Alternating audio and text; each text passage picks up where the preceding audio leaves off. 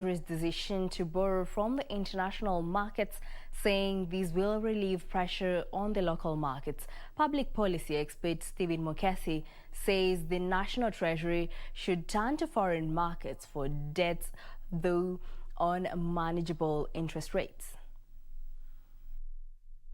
National treasury that Kenya, through a sovereign bond, has raised $1 billion on the international market has been welcomed by many analysts who argue that this should be the way for the national treasury instead of crowding the domestic market. When you also look at the question of Eurobonds, you need to test out the market. And now from this test, it shows that there is still a great level of confidence on the Kenyan economy. And I wouldn't be surprised that in the coming few days, we end up looking again to another Eurobond issuance. Yesterday, the National Treasury reported that Kenya had raised 108 billion shillings through a fourth Eurobond.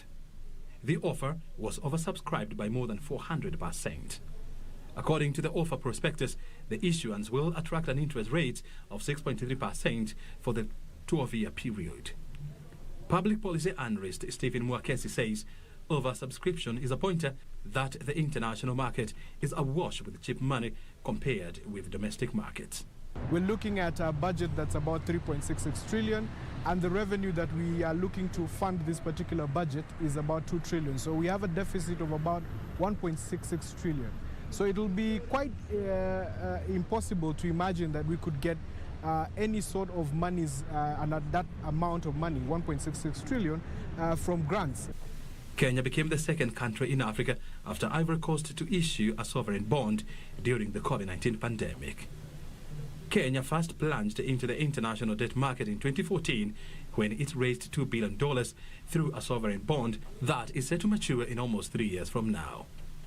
Mwakesi says Kenya needs to align its debt management program to avoid repayment stress.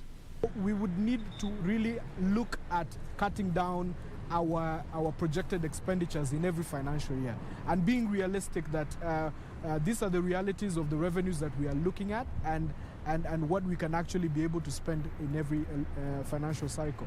So going forward, it's a question of us being really realistic, but we can be able to cater to this particular debt that we do have as per now.